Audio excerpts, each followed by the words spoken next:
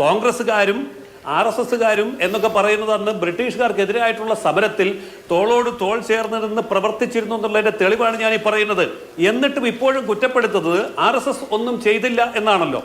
RSSന്റെ പ്രവർത്തകർ വെടിയേറ്റ് വീണ ആൾക്കാരുടെ പേരും വസ്തുതകളും ഞാൻ പറയാം. ക്വിറ്റ് ഇന്ത്യ സമരത്തെ RSS അംഗീകരിച്ചിരുന്നില്ല. ഒന്നാമത്തെ കാര്യം. ക്വിറ്റ് ഇന്ത്യ സമരം അടിച്ചമർത്തണമെന്ന് ആവശ്യപ്പെട്ട് ശ്യാമപ്രസാദ് മുഖർജി വൈസ്രോയിക്ക് കത്തയച്ചിരുന്നു. രണ്ടാമത്തെ കാര്യം. ഇനി ഈ എങ്ങനെയാണ് ഹെഡ്ഗേവാർ ഡോക്ടർജി എങ്ങനെയാണ് സ്വാതന്ത്ര്യ സമരത്തിൽ പങ്കെടുക്കാൻ വന്ന സമരഭടന്മാരെ അതിൽ നിന്ന് പിന്തിരിപ്പിച്ചത് എന്നും ഗുരുജി എഴുതി വെച്ചിട്ടുണ്ട്. ശ്രീ ജയസൂര്യൻ, ഇപ്പോ ഈ വിഭജന ചരിത്രവും ഓർക്കണം എന്ന് പറയുമ്പോൾ ഇപ്പൊ വിഭജന ചരിത്രത്തിൽ എന്തൊക്കെയാണ് ഓർക്കാനുള്ളത് എന്നുള്ളത് പ്രശ്നമാണ്. വലിയ ചോരചൊരിച്ചിൽ ഉണ്ടായിട്ടുണ്ട്, അതിഭീകരമായ കുറ്റകൃത്യങ്ങൾ ഉണ്ടായിട്ടുണ്ട്, ഒരു പക്ഷേ ഇപ്പോൾ നമുക്ക് ഓർക്കാൻ ബുദ്ധിമുട്ടുള്ള കുറ്റകൃത്യങ്ങൾ ഉണ്ടായിട്ടുണ്ട്. അപ്പോൾ ഇതിന് വഴിവെച്ചത് എന്താണ്? ആത്യന്തികമായി മതരാഷ്ട്രവാദമാണ്. മതരാഷ്ട്രവാദം രണ്ടു കൂട്ടരും ഉന്നയിച്ചിട്ടുണ്ട്. 1923 essentials of Hindutva VD Savarkar ജയിലിൽ കിടന്ന് എഴുതിയതാണ് ഇതിന്റെ തുടക്കം. അതിനുശേഷം 1940 മുസ്ലിം ലീഗ് ലാഹോർ പ്രമേയം, മുസ്ലിം ലീഗ് പാകിസ്ഥാൻ ആവശ്യപ്പെട്ടുകൊണ്ടുള്ള പ്രമേയം പാസ്സാക്കുന്നത്. അപ്പോൾ ഈ പറയുന്ന മതപരമായ വിഭജനത്തിൽ നിന്നാണ് ഈ ചോരചൊരിച്ചിൽ ഉണ്ടായതും ചേരിതിരിവ് ഉണ്ടായതും ഒക്കെ.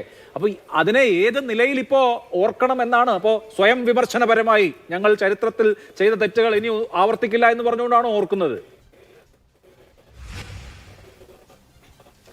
ശ്രീ അഭിലാഷ്, ഞാനിപ്പോൾ നിങ്ങളൊക്കെ ചോദിച്ച ചോദ്യങ്ങൾക്ക് മറുപടി പറയേണ്ട ആളാണ്. അതുകൊണ്ട് ഞാനിത് പറഞ്ഞു പൂർത്തിയാക്കാൻ എനിക്ക് അനുവാദം തരണമെന്ന് ആദ്യം പറയുന്നു. അതായത് 1930 മുഹമ്മദ് ഇക്ബാലാണ് ദ്വിരാഷ്ട്ര സിദ്ധാന്തം മുന്നോട്ട് വയ്ക്കുന്നത്. അതിൻ്റെ പിന്നാലെയാണ് പിന്നീട് മുസ്ലിം ലീഗ് രൂപം കൊള്ളുന്നത്. ഈ ചരിത്രമൊന്നും ആർക്കും മായ്ച്ചു കളയാൻ പറ്റുന്ന കാര്യമല്ല. ഈ ദ്വിരാഷ്ട്ര സിദ്ധാന്തത്തെ ഏറ്റവും ശക്തമായിട്ട് പിന്തുണയ്ക്കുന്നതും അതിനുവേണ്ടി വാദിക്കുകയും ചെയ്തത് കമ്മ്യൂണിസ്റ്റ് പാർട്ടിയാണ്. 1943 കമ്മ്യൂണിസ്റ്റ് പാർട്ടിയുടെ സെൻട്രൽ കമ്മിറ്റി, 42 കമ്മ്യൂണിസ്റ്റ് പാർട്ടിയുടെ സെൻട്രൽ കമ്മിറ്റി പ്രമേയം, ആ പ്രമേയം പാസ്സാക്കിയത് ഈ പറഞ്ഞ പാകിസ്ഥാൻ അനുകൂലമായിട്ടാണ്. 1943 ആദ്യത്തെ പാർട്ടി കോൺഗ്രസ്സിൽ അവതരിപ്പിച്ച പ്രമേയം പാകിസ്ഥാൻ ആൻഡ് നാഷണൽ യൂണിറ്റി എന്ന പ്രമേയമാണ്.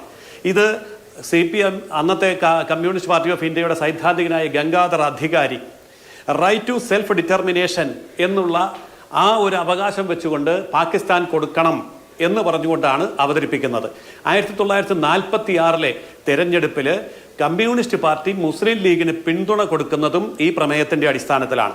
അതിനുശേഷം പിന്നീട് ഞങ്ങൾക്ക് തെറ്റിപ്പോയി എന്ന് കമ്മ്യൂണിസ്റ്റ് പാർട്ടി കുറ്റസമ്മതം നടത്തുന്നുണ്ട്. പക്ഷേ എടുത്ത നിലപാടതാണ്. ഇത് കമ്മ്യൂണിസ്റ്റ് പാർട്ടിയുടെ നിലപാടാണ്. ആ കമ്മ്യൂണിസ്റ്റ് പാർട്ടിയുടെ നിലപാട് അവരിപ്പോൾ പറയുന്നത് ഹിന്ദു മഹാസഭ സവർക്കർ എന്നൊക്കെയാണ്. ഈ ഹിന്ദു മഹാസഭ, ഞാൻ വ്യക്തമായി പറയുന്നു, ഹിന്ദു മഹാസഭ RSSോ BJPയോമായി ബന്ധമുള്ള കാര്യമേ അല്ല.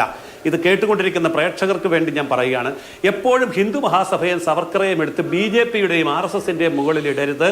ഇത് തമ്മിൽ ബന്ധമുള്ള കാര്യമല്ല. ഹിന്ദു മഹാസഭ വേറെ, അത് RSS വേറെ, സവർക്കർ വേറെ. അതിനെ പ്രത്യേകമായിട്ട് പറയണം. മറ്റൊന്ന്, നിങ്ങൾക്കിതിൽ RSS BJPക്ക് സ്വാതന്ത്ര്യ സമരത്തിൽ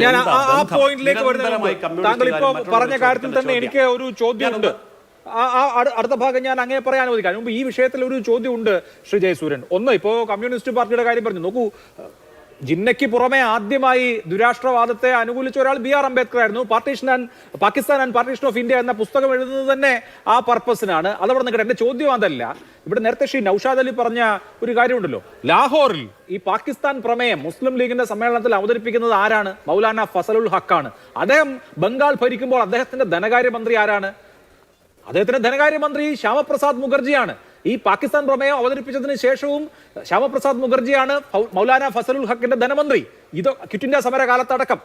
അപ്പൊ ഇതൊക്കെ കഴിഞ്ഞ് പിന്നീട് ജനസംഘം രൂപീകരിച്ച ആളും ശ്യാമപ്രസാദ് മുഖർജിയാണ്. ആ ജനസംഘമാണ് ഇപ്പോഴത്തെ BJP. എന്ന് പറഞ്ഞാൽ നിങ്ങളുടെ സ്ഥാപക നേതാവ് ശ്യാമപ്രസാദ് മുഖർജി ഈ പാകിസ്ഥാൻ പ്രമേയം പ്രഖ്യാപിച്ച ആളുടെ മന്ത്രിസഭയിലെ ധനമന്ത്രിയായിരുന്നു എന്ന ചരിത്രം അവിടെ നിൽക്കുന്നുണ്ട്. അതിന് മറുപടി പറയാൻ എന്നെ അനുവദിക്കണം. മറുപടി ഞാൻ പറയാം. ഡോക്ടർ കേശവ ബൽറാം ഹെഡ്ഗേവാർ RSSന്റെ സ്ഥാപകനായിട്ടുള്ള വ്യക്തി, RSSനും സ്വാതന്ത്ര്യ സമരത്തിൽ യാതൊരു ബന്ധവുമില്ല എന്ന് കോൺഗ്രസ്സുകാരും കമ്മ്യൂണിസ്റ്റുകാരും ആവർത്തിക്കുന്നുണ്ടല്ലോ.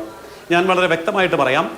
RSSന്റെ ആദ്യ കാലഘട്ടങ്ങളിൽ, കമ്മ്യൂണിസ്റ്റ് പാർട്ടിയുടെ ആദ്യ കാലഘട്ടങ്ങളിൽ ഇവരെല്ലാം പ്രവർത്തിച്ചിരുന്നത് കോൺഗ്രസിലായിരുന്നു.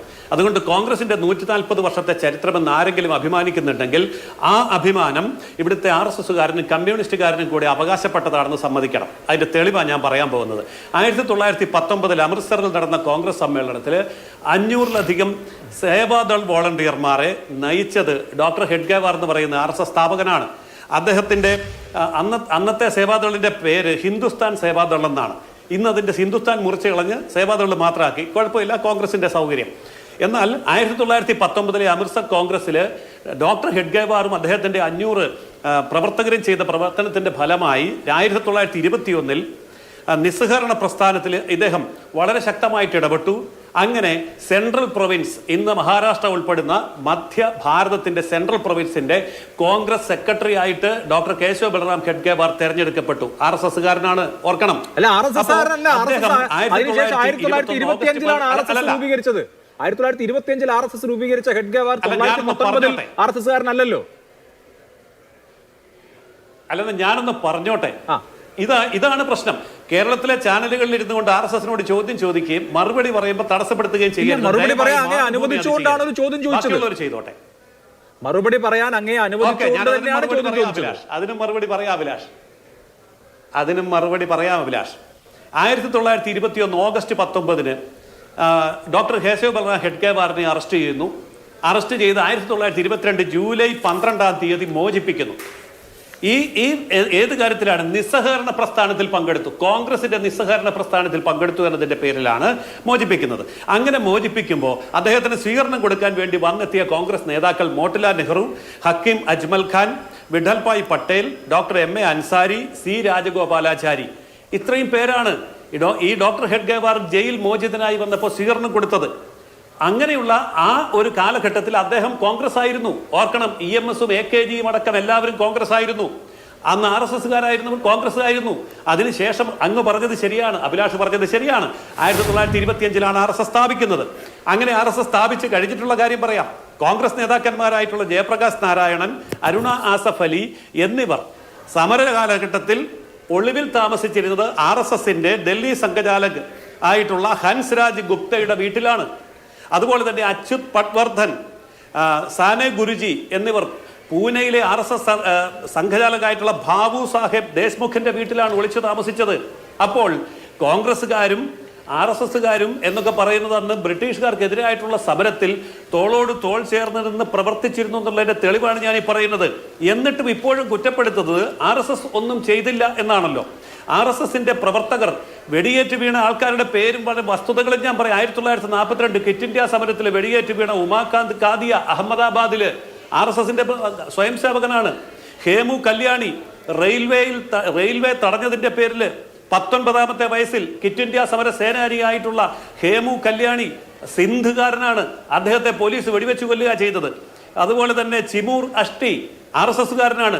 ദേശീയ പതാക ഉയർത്തിയതിന് പോലീസ് വെടിവെപ്പിൽ 1942 ക്വിറ്റ് ഇന്ത്യ സമരത്തിനിടയിൽ കൊല്ലപ്പെടുകയാണുണ്ടായത്. ഇവരൊക്കെ RSS പ്രവർത്തകരാണ്. പക്ഷെ ഇനിയുമുണ്ട്.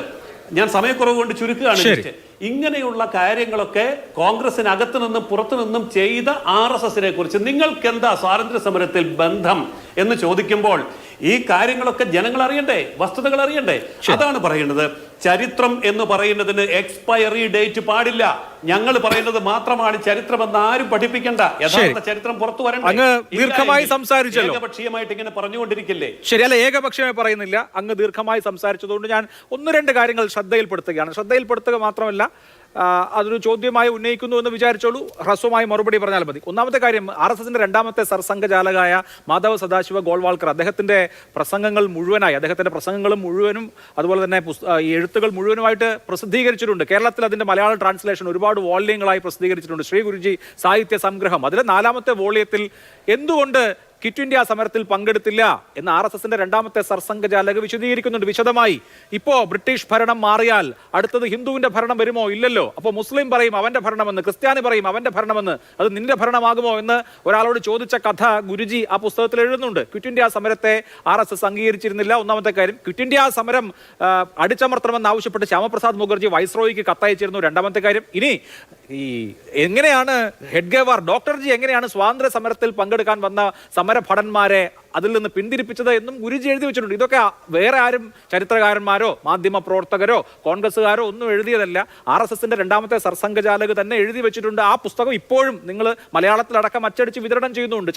ചരിത്രം ആകാതിരിക്കില്ലല്ലോ, ഒന്നാമത്തെ വിഷയം. രണ്ടാമത്തെ വിഷയം, ഈ പാകിസ്ഥാന്റെ വിഷയത്തിൽ തന്നെ ദ്വിരാഷ്ട്രവാദത്തിന്റെ കാര്യത്തിൽ തന്നെ 1937 ഇവിടുത്തെ സവർക്കറുടെ പ്രസംഗം കോട്ട് ചെയ്തു. ഹിന്ദുക്കളും മുസ്ലിങ്ങളും രണ്ട് രാഷ്ട്രങ്ങളാണെന്ന് പ്രഖ്യാപിച്ച ആളാണ് സവർക്കർ. അതിനുശേഷം ആ സവർക്കറുടെ പാർട്ടിയിൽപ്പെട്ട ശ്യാമപ്രസാദ് മുഖർജി ആരുടെ മന്ത്രിയായിരുന്നു? ഫസലുൽ ഹക്കിന്റെ മന്ത്രിയായിരുന്നു.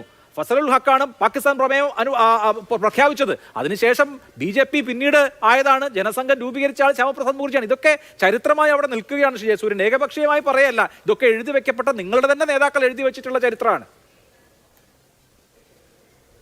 ആ ചരിത്രം തന്നെ പഠിപ്പിക്കണം എന്നാണ് ഞാൻ പറയുന്നത്. ഈ പറയുന്ന ശ്യാമപ്രസാദ് മുഖർജി അതിനുശേഷം കോൺഗ്രസ് മന്ത്രിസഭയിൽ ജവഹർലാൽ നെഹ്റുവിന്റെയോടൊപ്പം തന്നെ മന്ത്രിയായിരുന്നു. ദേശീയ ഐക്യ മന്ത്രിസഭയാണ്. അദ്ദേഹം അവിടെ ഞാനൊന്ന് പറഞ്ഞോട്ടെ. അതെ, അപ്പൊ നെഹ്റുവിന്റെ മന്ത്രിസഭയിൽ, കോൺഗ്രസിന്റെ മന്ത്രിസഭയിൽ അദ്ദേഹം മന്ത്രിയായിരുന്നു. അവിടെ നിന്ന് രാജിവെച്ചതിന് ശേഷമാണ് അദ്ദേഹം ജനസംഘം സ്ഥാപിക്കുന്നത്. ഇതാണ് വസ്തുത. അപ്പോൾ ഒരാള് ഒരു പാർട്ടിയിൽ ചേർന്ന് കഴിഞ്ഞാൽ ആ പാർട്ടിയിൽ നിന്ന് രാജിവെച്ച് മറ്റൊരു പാർട്ടി രൂപീകരിച്ചു കഴിഞ്ഞാൽ പിന്നെ എന്തിനാണ് അയാളെ അങ്ങനെ വിളിക്കുന്നത്?